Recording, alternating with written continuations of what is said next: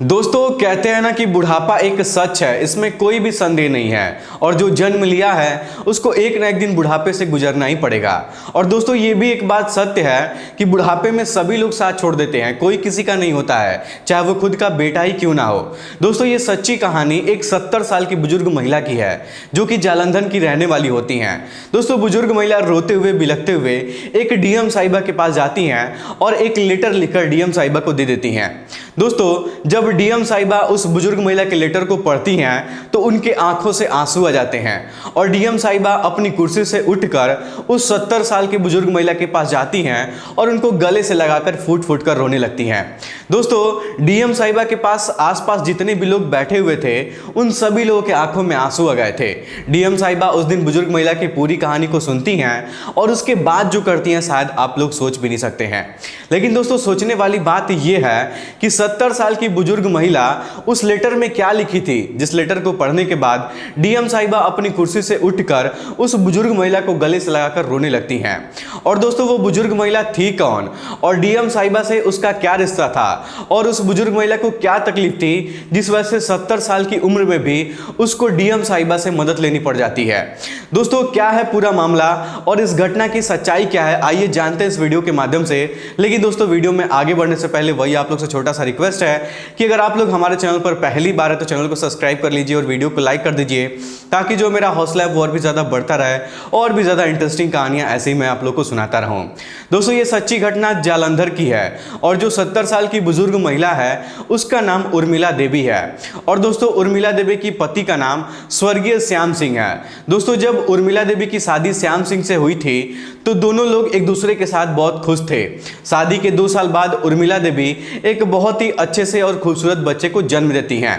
दोस्तों उस लड़के का नाम नवीन था। नवीन को बड़े लाड और प्यार से पाल पोस कर बड़ा किया गया था। लेकिन जब नवीन की उम्र 10 साल के आसपास हो गई थी तो दोस्तों नवीन के पिताजी हार्ट अटैक की वजह से इस दुनिया को छोड़कर चले गए थे, जिस वजह से दोस्तों उर्मिला देवी जो है वो एकदम से टूट जाती हैं। और उर्मिला देवी की जो जिंदगी है वो चुनौतियों से भरी हुई थी, क्योंकि दोस्तों एक बच्चे के ऊपर से अगर पिता का साया उठ जाता है तो आप लोग समझ सकते हैं कि उस परिवार के ऊपर या फिर उस बच्चे के ऊपर क्या बीत रही होगी।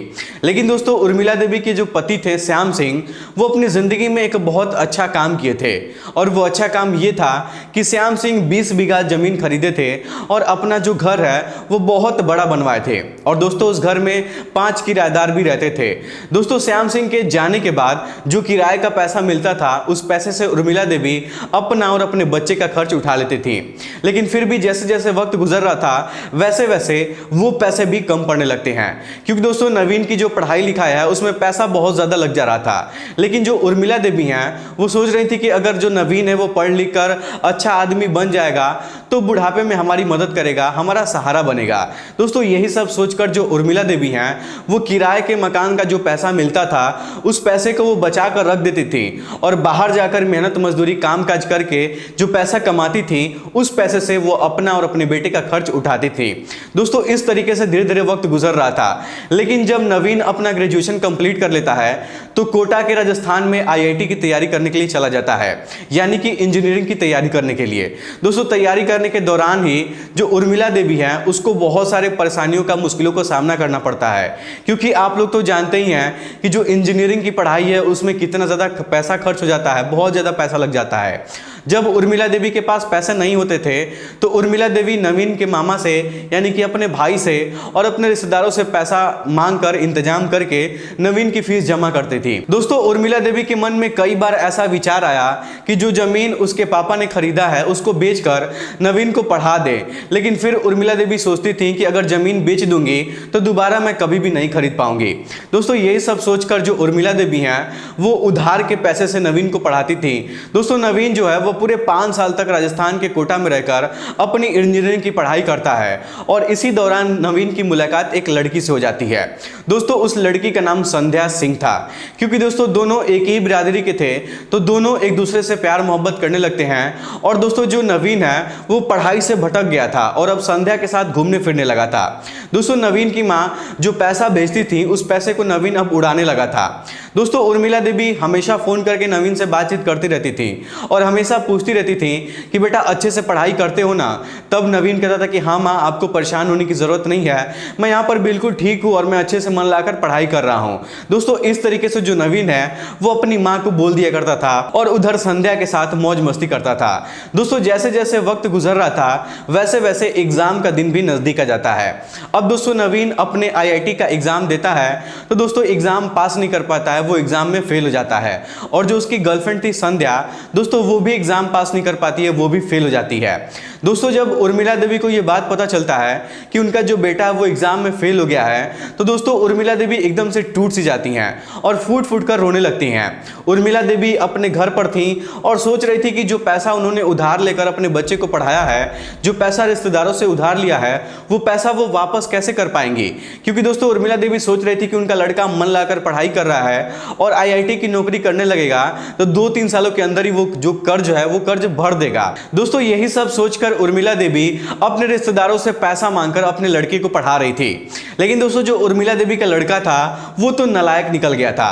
दोस्तों नवीन अपनी मम्मी से कहता है कि माँ मैं एक बार फिर से पढ़ना चाहता हूँ, एक बार फिर से तैयारी करना चाहता हूँ। तब उर्मिला देवी कहती हैं कि बेटा देखो मेरे पास इतना ज़्यादा पैसा नहीं है कि मैं बार बार तुमको तैयारी करवाऊँ और दोबारा मैं तुमको पढ़ा सकूँ। तुम एक काम करो कि आईआईटी तुम छोड़ दो क्योंकि उसमें बहुत ज़्यादा पैसा लग रहा है, तुम दूसरी पढ़ाई करो। लेकिन दोस्तों जो नवीन है वो जिद पकड़ लेता है क्योंकि वो जो संध्या थी वो अभी वहाँ पर पढ़ाई कर रही थी और वो भी दूसरी बार तैयारी कर रही थी और नवीन संध्या को छोड़कर आना नहीं चाहता था। जिस वजह से नवीन अपनी माँ से कहता है कि माँ आपको पैसे देने की ज़रूरत नहीं है, मैं पैसे का व्यवस्था कर लूँगा, लेकिन मैं एक बार और पढ़ना लिखना चाहता हूँ और एक मुझे पता है कि इस बार जब मैं आईआईटी का एग्ज़ाम दूंगा तो इस बार मैं पास कर जाऊँगा, मैं इंजीनियर बन जाऊँगा। दोस्तों जब नवीन पूरे भरोसे के साथ अपनी माँ को दिलासा दिलाता है तब उर्मिला देवी को भी अपने बेटे के ऊपर भरोसा हो जाता है। दोस्तों उर्मिला देवी नवीन से कहती है कि ठीक है बेटा, अगर तुमको पढ़ने का मन है तो तुम पढ़ो, मैं उतना पैसा तो तुमको नहीं दे पाऊंगी लेकिन महीने में कुछ पैसा मैं तुम्हें दे दूंगी। दोस्तों इस तरीके से जो नवीन है वो दोबारा आईआईटी की तैयारी करने लगता है और महीने में जो उर्मिला देवी 10,000 भेजा करती थी वो अब 4 से 5,000 रुपये भेजने लगती हैं और उधर जो नवीन है वो अपने दोस्तों से कुछ पैसा उधार मांगकर अपना खर्च निकालने लगा है। इस तरीके से वो पढ़ाई अपना दूसरी बार जारी कर देता है। लेकिन दोस्तों इसी बीच जो नवीन की गर्लफ्रेंड थी संध्या सिंह, उसके माता पिता उसकी शादी तय करने लगते हैं। जब नवीन को पता चलता है कि संध्या की शादी तय होने वाली है तब दोस्तों नवीन एक मंदिर में जाकर कोटा में ही शादी कर लेता है और अपने ही रूम में उसको रख लेता है और दोनों लोग एक साथ रहने लगते हैं। दोस्तों संध्या भी अपने पापा से बातचीत कर लेती है और कहते हैं कि पापा नवीन आईआईटी की तैयारी कर रहा है और कुछ सालों में वो इंजीनियर बन जाएगा और पढ़ने लिखने में भी अच्छा लड़का है। जिस वजह से दोस्तों संध्या के माता पिता भी उसका विरोध नहीं करते हैं और नवीन से कोटा में उसकी शादी करवा दी जाती है। लेकिन दोस्तों अभी भी उर्मिला देवी को यह बात पता नहीं था कि जो नवीन है वो कोटा में शादी कर चुका है। जो उर्मिला देवी है वो सोच रही थी कि उनका जो बेटा है वो कोटा में रहकर पढ़ाई कर रहा है, लेकिन दोस्तों उनका बेटा कोटा में अपना घर बसा लिया था। अब दोस्तों नवीन और संध्या एक ही कमरे में रहने लगते हैं और एक साथ पढ़ाई कर रहे थे। लेकिन दोस्तों जब दोनों एग्जाम देते हैं तो दोस्तों इस बार भी वो लोग एग्जाम में फेल हो जाते हैं, जिस वजह से नवीन और संध्या जो है वो दिमागी तौर पर बहुत ज़्यादा परेशान हो जाते हैं। अब दोस्तों नवीन के पास कोई रास्ता समझ में नहीं आ रहा था, जिस वजह से जो नवीन है वो अपनी दुल्हन संध्या को लेकर अपने घर वापस चला आता है। क्योंकि दोस्तों नवीन सोच रहा था कि वहां पर जितने दिन हम लोग रुकेंगे तो खर्चा ही हम लोग का बढ़ता जाएगा। जब घर पर आता है तब उर्मिला देवी नवीन को उसकी पत्नी के साथ देखती है तो दोस्तों उनके पैरों तले जमीन खिसक जाती है। उर्मिला देवी नवीन के ऊपर बहुत ज्यादा गुस्सा करती हैं और कहती है कि तुम मुझे बिना बताए शादी कैसे कर सकते हो। दोस्तों उस दिन नवीन अपनी माँ को पूरी कहानी बताता है और अपनी माँ को समझाने की कोशिश करता है। कहता है कि माँ हमने कुछ गलत नहीं किया है, हमने ये शादी संध्या के घर वालों की मर्जी से किया है। दोस्तों जब उर्मिला देवी संध्या की पूरी कहानी सुनती हैं कि संध्या की शादी होने वाली थी, उससे पहले ही जो नवीन है वो शादी कर लिया था, तब जाकर उर्मिला देवी को एहसास हो जाता है कि जो उनका बेटा नवीन है वो कुछ गलत नहीं किया है। और दोस्तों नवीन ये भी बताता है कि संध्या के घर वालों की मर्जी से मैंने शादी किया है। दोस्तों अब नवीन और नवीन की माँ और नवीन की पत्नी ये तीनों लोग उसी घर में रहने लगते हैं जिस घर को नवीन के पापा ने बनवाया था। दोस्तों उर्मिला देवी अपने बहू संध्या को बहुत ज्यादा प्यार करती थी क्योंकि कई सालों बाद उनके घर में खुशी का माहौल था और नया मेहमान घर पर आया था, जिस वजह से उर्मिला देवी को बहुत अच्छा लग रहा था। दोस्तों जो घर पहले वीरान पड़ा हुआ था उस घर में अब खुशियां छा गई थी। लेकिन दोस्तों संध्या जो थी वो नवीन के घर पर अब तो रहने लगी थी तो उसको प्राइवेसी नहीं मिल पा रही थी, क्योंकि जो नवीन की माँ है वो हमेशा संध्या के पास बैठी रहती थी और हमेशा उससे बातचीत करती रहती थी, हमेशा उसके आगे पीछे बहू बहू करके लगी रहती थी। तो दोस्तों जो संध्या थी उसको ये सब पसंद नहीं आता था। दोस्तों नवीन की माँ अब बहुत ज़्यादा बुजुर्ग हो चुकी थी और उनकी उम्र 65 साल के आसपास हो चुकी थी, जिस वजह से वो जब लैट्रिन करने के लिए जाती थी तो जो पूरा बाथरूम है वो पूरा गंदा कर देती थी, और जब संध्या बाथरूम करने के लिए जाती थी तो उस गंदगी को देखकर उसको उल्टियाँ होने लगते थे। दोस्तों इस वजह से जो संध्या है वो उर्मिला देवी के ऊपर बहुत ज़्यादा गुस्सा करने लगती है और उनको भला बुरा कहने लगती है। दोस्तों उर्मिला देवी अब अच्छे से चल भी नहीं पा रही थी, खटिए पर वो दिन रात बैठी रहती थी और कभी कभी उनका जो मल मूत्र है वो भी खटिए पर ही हो जाता था, और संध्या जो है वो साफ सफाई करती थी, जिस वजह से संध्या और नवीन के बीच में लगातार लड़ाई झगड़े होने लगते हैं। दोस्तों जो संध्या है वो नवीन से कहती है कि मैं यहाँ पर नहीं रह सकती हूँ क्योंकि अब मुझसे ये सब नहीं हो पा रहा है। तब दोस्तों नवीन कहता है कि क्या नहीं हो पा रहा है। तब दोस्तों संध्या कहती है कि मैं यहाँ पर नौकर बनकर थोड़ी आई हूँ जो हर समय तुम्हारी माँ का सेवा करूँ और उनका लैट्रिन साफ करूँ। तुम अपनी माँ को घर से निकाल दो या फिर मैं खुद तुम्हारे घर से चली जा रही हूँ। दोस्तों अब नवीन को कोई रास्ता समझ में नहीं आ रहा था। नवीन एक तरफ अपनी पत्नी को छोड़ना भी नहीं चाहता था और दूसरी तरफ जो उसकी बुजुर्ग माँ हो चुकी थी उनको भी नहीं छोड़ना चाहता था। लेकिन दोस्तों संध्या जो है वो नवीन के ऊपर बहुत ज़्यादा दबाव बनाती है, और इतना ज़्यादा दबाव बनाती है जिस वजह से मजबूरी में जो नवीन है वो अपनी माँ को वृद्धाश्रम में ले जाकर छोड़ देता है। उसके बाद दोस्तों नवीन और संध्या दोनों लोग उस घर में रहने लगते हैं, और जो घर का किराया मिलता था दोस्तों वो किराए का पैसा भी नवीन और संध्या अपने अपने पास रखने लगते हैं। अब दोस्तों उर्मिला देवी को उस दिन अपने पति की याद बहुत ज़्यादा आने लगती है।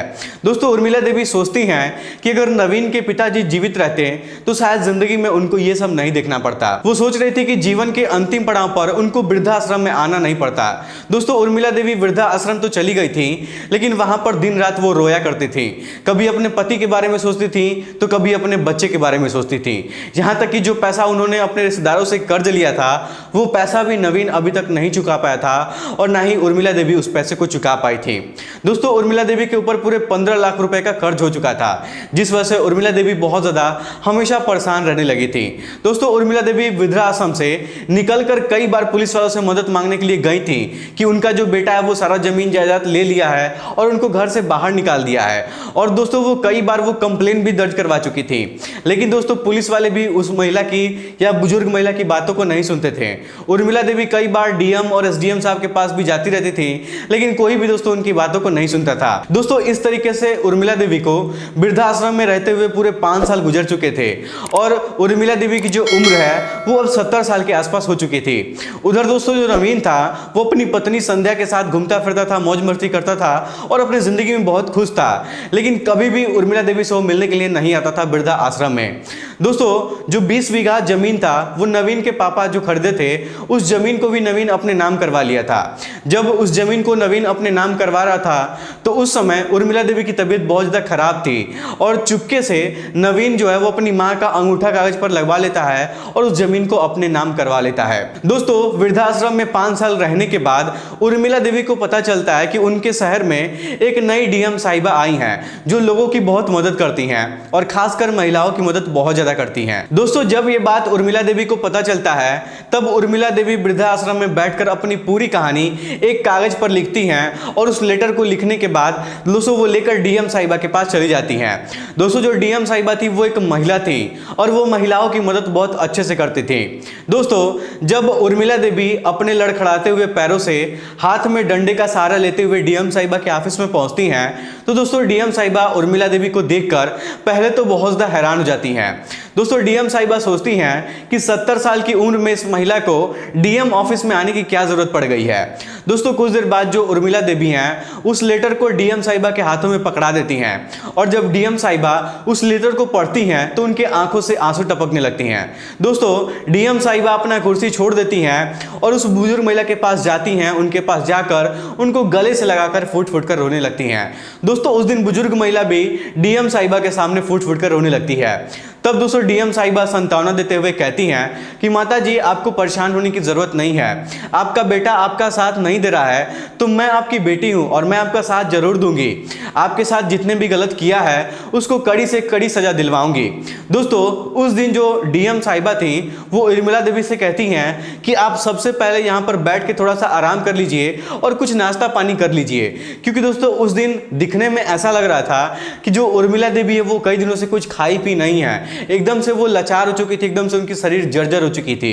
दोस्तों उर्मिला देवी को बैठाकर डीएम साहिबा उनको खाना खिलाती हैं और फिर डीएम साहिबा नवीन के खिलाफ उर्मिला देवी से एफआईआर दर्ज करवाती हैं और फिर पुलिस वालों से कहती हैं कि इस बुजुर्ग महिला के साथ जो भी कुछ हुआ है इसका जांच पड़ताल किया जाए और जो भी गुनहगार है उसको सजा दिलाई जाए। दोस्तों इस तरीके से पुलिस वाले उर्मिला देवी के साथ उनके घर पर जाते हैं और उनके लड़के नवीन को गिरफ्तार करते हैं और फिर जितना भी घर जमीन जायदाद था सब कुछ उर्मिला देवी के नाम पर करवाया जाता है और ये सब करने में काफी ज्यादा समय लग जाता है। उसके बाद दोस्तों नवीन के ऊपर धोखाधड़ी का केस लगाकर उसको जेल के अंदर डाल दिया जाता है।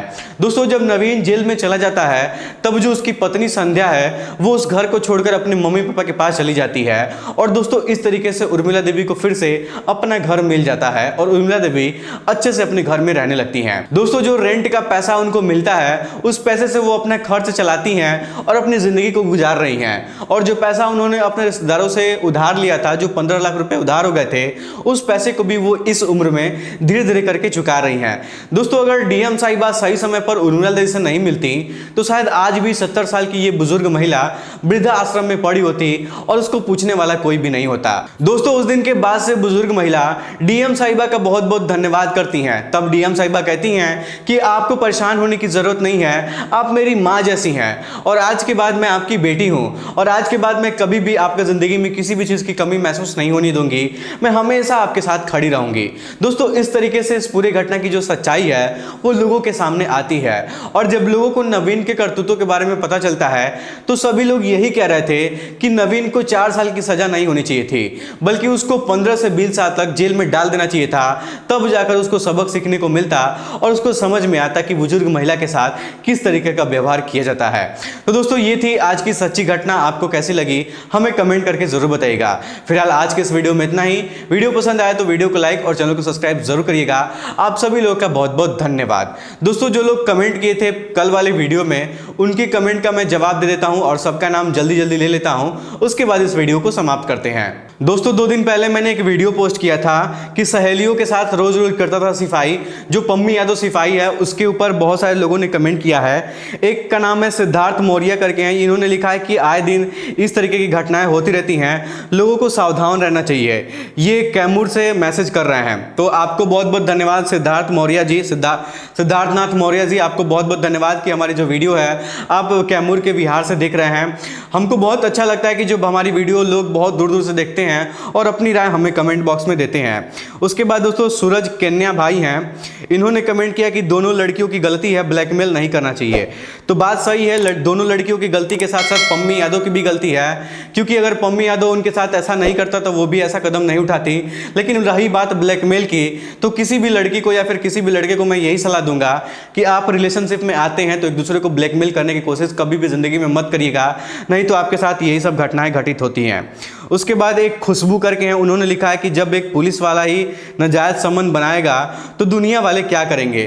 खुशबू जी आपकी बात सही है, आप सही कह रही है, जब पुलिस वाले ही ऐसा काम करेंगे तो आम जनता क्या करेगी।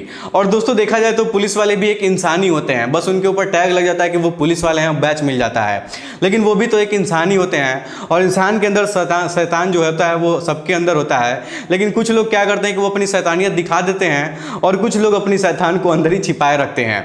तो दोस्तों ऐसा नहीं करना चाहिए, सबके साथ मैं कह रहा हूं, किसी को भी गलत काम नहीं करना चाहिए, चाहे वो पुलिस वाला हो, चाहे वो आम आदमी हो, चाहे कोई भी हो, किसी के साथ कुछ भी गलत नहीं करना चाहिए।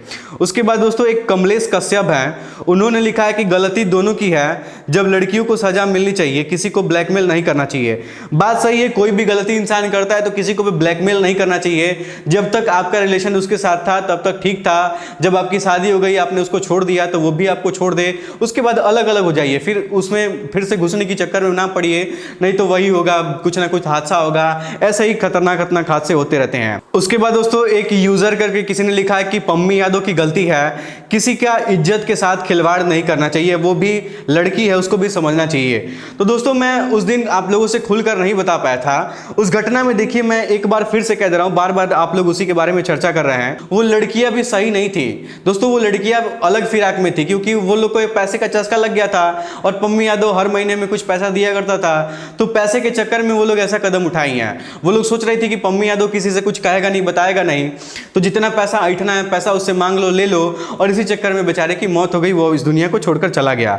चलिए दोस्तों, 5-6 लोगों ने कमेंट किया है, उनका जवाब मैं इस वीडियो में दे दिया हूं, और मैं लग रहा है कि मैं फोन से अच्छे से कमेंट नहीं पढ़ पा रहा हूं, तो कल मैं एक कागज पे अच्छे से लिख लूंगा सबका नाम सबका कमेंट, तो पढ़ने में आसानी रहेगा।